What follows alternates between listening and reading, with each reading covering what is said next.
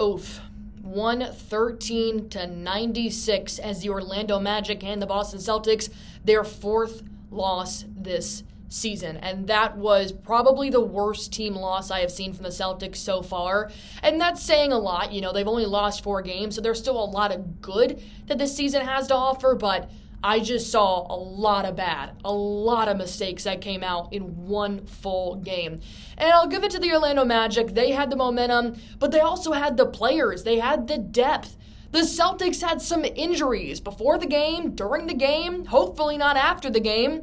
But this is what Celtics fans worried about. Whether or not the Celtics would be able to compete with injuries, because they're a part of the game. Well, I am your host of Celtics Today, Allie, Barefoot. I am currently at the Chat Sports headquarters. I just had to hop on here and make a video real quick. Producer Smitty's not here, so we're just going to run through some things that off the bat I know Celtics fans want to address and want to listen to. So let's talk about the injury bugs. And I'm going to go bugs here, plural. I am hoping for the better outcome out of these injuries, but we saw tonight what kind of lack of depth that the Celtics may have if they do face severe injuries. Jrue Holiday was ruled out before the game started by Joe Mazzulla with a sprained ankle that he did sustain against the Milwaukee Bucks. We already knew we'd be playing without Jrue. That's okay. We played without Jalen and Kristaps in the same game before. I'm not saying one player makes up your whole team. Well, then in the third quarter, Kristaps Porzingis goes out with a calf tightness. He goes out and he doesn't return, and boy, did the dominoes just fall after that. Porzingis did leave the third quarter. Luke Kornet came in for him, and Luke Kornet did okay in scoring. He had double digits, and I'm not the biggest Luke Kornet fan in terms of a backup center here. The defense was bad. At least in the second half, it was not good. The Magic took turns at coming at him from different angles, and they just exposed so many weaknesses on Luke Kornet that I'm genuinely scared if Porzingis were to go out. Al Horford played the forward position because Jrue Holiday wasn't starting, so you already got your 6th starter coming into the starting 5, so you had to put Luke Kornet in. And for everybody asking, I'm also a huge Neemias Queta fan. He's with the G League. He's in Maine. He wasn't even in Orlando. So you have KP. We are hoping to get more information from Joe Mazzulla after this game and moving forward, and we hope it's nothing serious. To top off what he said about Jrue Holiday's ankle sprain, he said, we hope it's a shorter rather than long-term injury, but he didn't want to put words in the trainer's mouth, so there really is no indefinite timetable on Jrue Holiday either.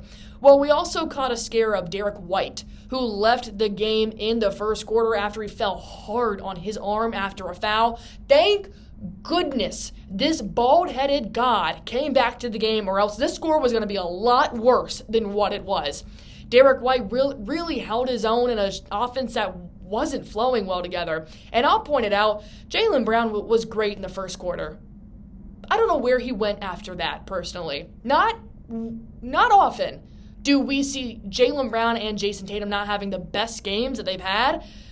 But that was what happened today, and that's not a fun sight, and I hope we never have to see that. So thank God Derrick White came back and helped the Celtics, make this lead not as bad as it could have been against the Magic. But while we are talking about that, I do want to talk to you guys about Prize Picks. It's our sponsor here on Celtics Today. I play it every game day, and here's why you should too. All you have to do is pick between 2 to 6 players. You just pick more or less on their projected stats, and you can win up 25 times your money on any entry. You guys already know I'm playing it right now. They have a great deal on Jimmy Butler and Giannis. They have Jimmy Butler having 19.5 points. I obviously took more because his original was 23.5, so I'm obviously taking more on that. And then you've got Chris Paul, who I have more than 9.5 assists, and Giannis having more than 11.5 rebounds. These are my picks. I want to see yours. All you have to do is go to prizepicks.com/CLNS. Use promo code CLNS for a first-time deposit match up to $100, and watch yourself win some real money in real time. The other thing that I noticed in this loss, and look, losses are going to happen. I'm not saying this is the end of the road.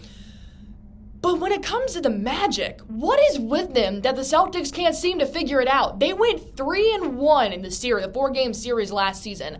Mazzulla cannot seem to crack this code, and I'll give it to the Orlando Magic. They have the 4th best bench in the NBA. They're averaging over 40 points per game, and I know the Celtics are in the bottom 5 of that category. So because you had to go dipping into your bench today, that's why the score was what it was. Of course, with some other things. There were a lot of missed opportunities. This is now probably the 4th game in a row that I have questioned the Celtics' free throw ability, and it scares the living daylights out of me. Because no, in a regular season game in November, it's not going to matter as much as you think. It mattered against the Charlotte Hornets when you lost, when you missed 10 free throws. It will matter if you're in a Game 7 type of situation and it comes down to the box score at the end of the game and you've missed half your free throws. They missed 9 today. I don't know if this is a practice thing. I don't know if you need to dedicate an entire 3 hours. But if you're playing at the professional level, in my opinion, you should be making more than half of your free throws. 9 is way too many missed. Not to mention, the Orlando Magic went on a 17-0 run in the 3rd quarter. Why would Joe Mazzulla not call a timeout during that? And I'm not questioning Joe Mazzulla's coaching abilities because I truly have not had a problem with it this season. I'm questioning what happened in that 3rd quarter. Why would you allow the Magic to go on a 17-0 run and not stop that? Not stop it from keep happening. Do not give them that much momentum against a very, very good Boston Celtics team. And that's where the injuries really come back into play. It makes me a little nervous when we don't have Jrue Holiday out there. Kristaps really guarding the paint. And I want to see, you have an all-NBA defender who's not playing well. And Derrick White on defense because he got hurt. And then you got Jrue Holiday who's not playing at all because he got hurt. And you got 7'3" Porzingis not playing because he got hurt. That's going to allow teams to score. And they took advantage of Luke Kornet being a play behind almost every single time on defense. I'll give Luke Kornet credit when credit's due, and he had it in the 1st quarter. I almost typed up a script saying Luke Kornet's back. And I deleted that sentence because of what I saw on defense. I think that's a mix of missed opportunities. I think it's a mix of not calling a timeout when you give the other team momentum like that. And I think it's a mix of really pointing out, look, the Celtics have the top 6 players in their NBA team for a starter right now. But after that, it gets crummy and it gets scary. I'm not saying they can't step up and be this team that we want them to, but we just played a team that has a great bench, and it definitely shows. And, Luke Kornet was okay on offense. They really used him as a lob option. I love the Derrick White to Luke Kornet. I mean, I watched that all day long. And especially when you've got them combining, 15 points out of Boston's 56 first half, they looked solid.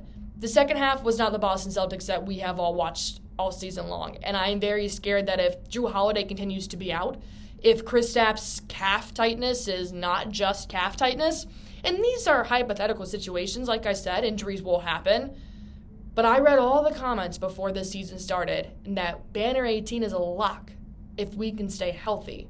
Well, we just saw what happens when you're missing 2 out of the 6 good players on our team.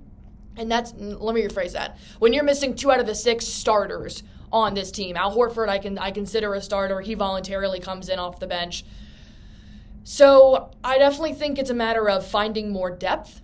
I think it's a matter of trusting your bench a little bit more and beefing that up and just being able to find your rhythm even though you don't have some players in there. So it's a learning curve for sure, but the Celtics deserve to lose that one, and the Magic definitely deserve to win.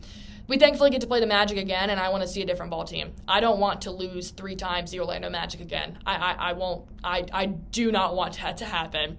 So ultimately, I do want you guys to subscribe to this channel, Celtics Today. I'm putting out immediate reaction videos when I notice something isn't right with the Boston Celtics. I want to put out videos when I do know something is right is going out with the Boston Celtics, and I want you guys to be a part of it. So go ahead and hit that sub button for me.